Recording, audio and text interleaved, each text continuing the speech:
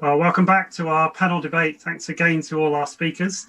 I've been watching the chat on the YouTube channel. There's a lot of love for the content this morning, which is great. No questions. People have been very quiet, but I've written down quite a few as we've been going along. So I'm just going to put some of those to the panel. And if you want to chip in, then raise your hand and then we can do this in an orderly fashion. And my first question goes back to Mo. So, Mo, you were talking about the like why do edge analytics, why do AI at the edge, and you presented a number of cogent arguments for why that's a useful thing to do. My question is, obviously, 5G technology is something that's coming. Belfast wants to be a 5G hub. How do you think the speed and bandwidth of 5G will affect the need for edge computing? That's a really very good question. I think intuitively when you think about this, you might think that having a bigger bandwidth and the ability to be able to sort of do things, transfer more data, will probably reduce the demand for AI on the edge. But if you look closely, I think having a bigger bandwidth and being able to transfer more data is just one aspect of why you want to use AI on the edge. There are quite a lot of different reasons why AI on the edge is useful and helpful in combination with AI in the cloud. Things like what Renata, Yara, and Adrian and Niall has mentioned are all contributing to that. But for example, transmitting data. Being able to do very low latency sort of decision on the platform cannot really be replaced by having very high bandwidth or very good connectivity. But what I think might happen with the 5G network and the distribution of bigger, more better connected networks is I think you're probably going to see more IoT, AI on the edge sort of devices. I think because of the bandwidth, you might actually see industries trying to deploy more of these devices in order to be able to actually have a better distribution of this sort of AI ability, and in all sort of different applications. Nothing will become too small for an AI application, which I think will be interesting and fascinating because we're scaling up in two different directions in terms of the number of devices we're adding, but also the different industries that will all of a sudden will have an opportunity to use these capabilities as well.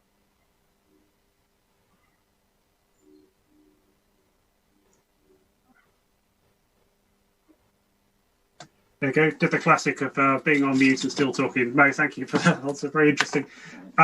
So I have a question for Adrian, actually. And so Kira, you touched on the LoRaWAN deployments in Belfast. Obviously, it's a kind of increasingly common, both in terms of adoption and coverage. Do you think standards like LoRaWAN will make the backhaul problem gradually disappear and drive further adoption of IoT? Yeah, I mean there are a number of wireless mesh technologies out there at the moment, and if you take the Gartner language, a lot of them still fall into sort of that nascent technology sphere. So adolescent, I think, is what Gartner describes them as. So I don't think LoRa specifically takes away the backhaul problem, and I could begin to say that my adolescent is sort of better behaved than the LoRa adolescent, but let's not go there. And then 5G could be the big daddy when it comes along and is really deployed at scale, and that brings a whole new set of backhaul options and opens yourself up to increasingly broader elements. I guess. For our part, and we've actually recommended LoRa in a number of instances. So, for example, we did some research work with Welsh Water, and they wanted to sort of get data readings from some pumps around some mains, etc. But it was kind of very low bandwidth and in quite rural areas where we thought that LoRa was the ideal sort of communication platform as opposed to Vortex Mesh Network. We've very much gone from, if we think, say, C-Sense. So C-Sense at Belfast, fantastic product. And know the guys well. Actually went on a trade mission to Singapore to a smart city conference there a couple of years back. Great. Our air quality, which I've talked about today, they're kind of just really small parts of what a smart ecosystem city looks like, you know. And one of the best descriptions of a smart city I've heard is one that's learning. Okay, so there's so many different points that come into that.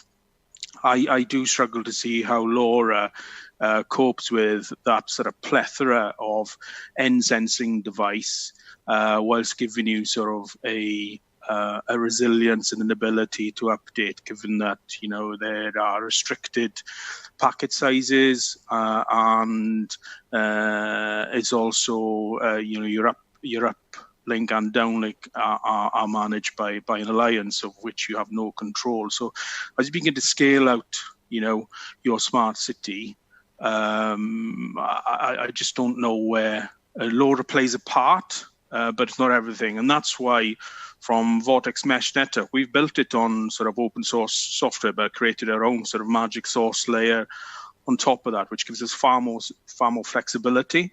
That includes sort of a bridge that we can bring, say, LoRa. We can bring Bluetooth, you know, Bluetooth and narrowband. Narrowband is another one. Perhaps it's not even an adolescent just yet, you know, because it's really struggling to get a foothold across the cityscapes at the moment.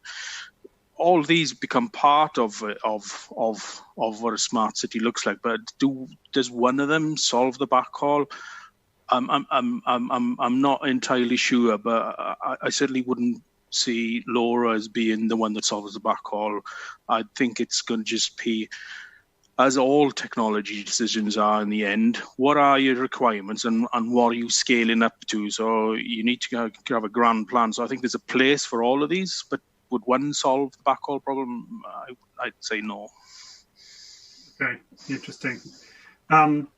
For those who are keeping an eye on the timer, don't worry, we've been given permission to go slightly over so we can spend a good time in this panel session. So I've got a question for Niall now. Niall, you must work with a lot of organisations, different organisations trying to adopt IoT. And sometimes it's certainly as somebody else working in the same field, it's kind of in the too hard category. So what are some of the barriers to adoption that you see, and how might we break those down? Yeah, so I think there's a couple of things actually that I've seen. One, you know, I mentioned it earlier on, Bill, it's a complex solution. It's not simple. We're still very used to monolithic type architectures, especially when you look at traditional enterprises. You know, startups in this space would be a lot more in tune with Lambda architectures and kind of cloud scale distributed architectures. But the reality is most of the companies we're talking about still build applications on premise, so they're still monolithic type architectures. So I think that the complexity of, or the perceived complexity of an IoT solution is definitely one blocker. And look, the technology has come a long way. You know, the capability, some of the capability that I touched on earlier on, a lot of the open source capability that's out there for stream processing, it's a different set of capabilities. There's no doubt about that.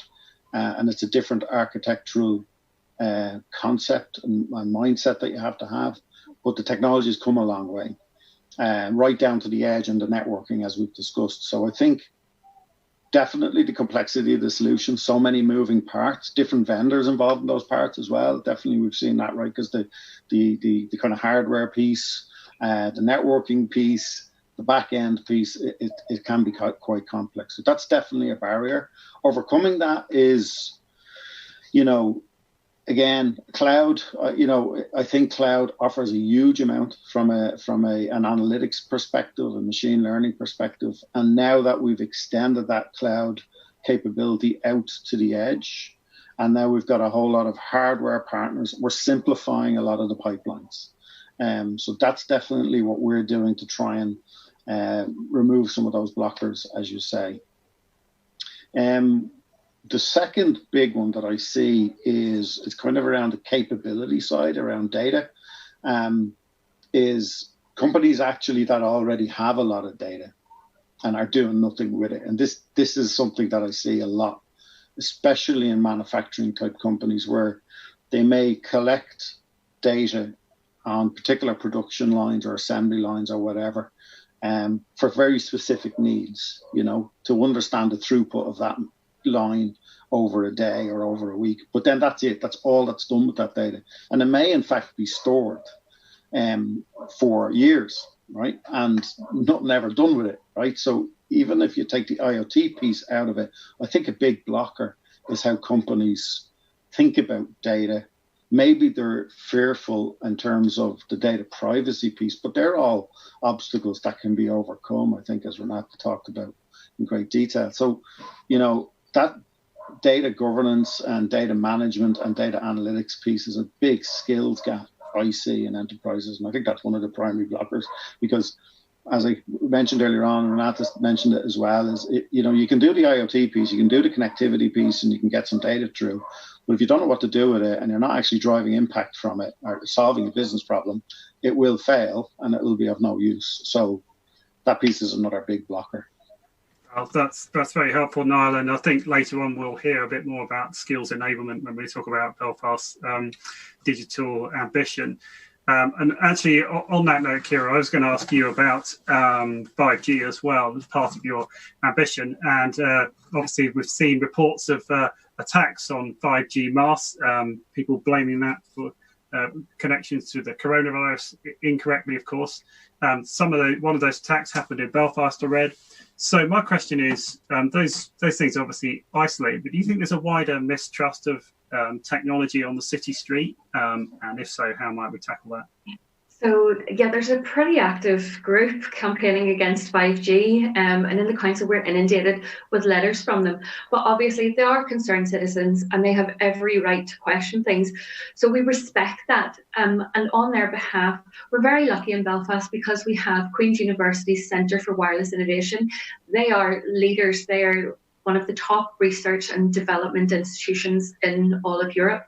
So we put the question to them, is there any danger with 5G? And they're saying, no, there's not. And that's what we've been feeding out to our citizens. It's really hard to convince people that they have been duped. And people here who are really adept at technology really understand the power of algorithms. But when we say to citizens, the YouTube, when you do research on YouTube, the algorithm, its only concern is keeping you there so that you are a consumer of more and more advertising. So it will tell you things that chime with your own thoughts or things that you are concerned about. But really, there's an education piece that we need to do with our citizens. We will be taking our citizens on a journey with us. Our whole approach is the citizen is at the centre. We want them to work with us. We're intending to set up a citizen-driven office for data analytics. So that means our citizens can come to us. They can decide if they want to be citizen scientists, if they want to share their data, that's fine. We will not be harvesting data without people's permission, and definitely, not private data. There's been a lot of concerns about this lately, and I think as well with the COVID monitoring and the potential apps and the track and trace, it's really interesting seeing how that's all panning out. And you see some of the big vendors like Apple and Google, they have their reputation to protect as well, and they don't want to be seen to be too big brothery. And I understand that the app that they have come up with, it relies on things like Bluetooth for working out your proximity to someone else, but it doesn't force it to be on all the time. So I think that's part of the reason why the government didn't think that was going to be a comprehensive enough solution. But then we also, there have been governments in the past that have abused having access to personal data. So I do understand the concerns about it. But in Belfast, we are working with our citizens, and we're taking ethics and morals very seriously. We've actually, in our team, we have a data specialist. Her name is Andrea Thornbury, and she is working with Queen's University to actually develop a framework that other cities can adopt that will instill these values. Yeah, I've seen that as part of the digital ambition, and I'm personally very excited about that. So I'll be following Andrea's work very closely. Thank you, Kira. So we've got time for just one more question, and Renata, we haven't got a question to you, but fortunately there's one in the channel, and I'll read it out. Okay. So, hi Renata, what would you advise on areas that have not been properly researched because of ethical issues, such as monitoring dementia patients with video cameras? So I'll read that again. What would you advise on areas that have not been properly researched because of ethical issues, such as monitoring dementia patients with video cameras? Wow, that's a real humdinger of an ethical question to throw at me.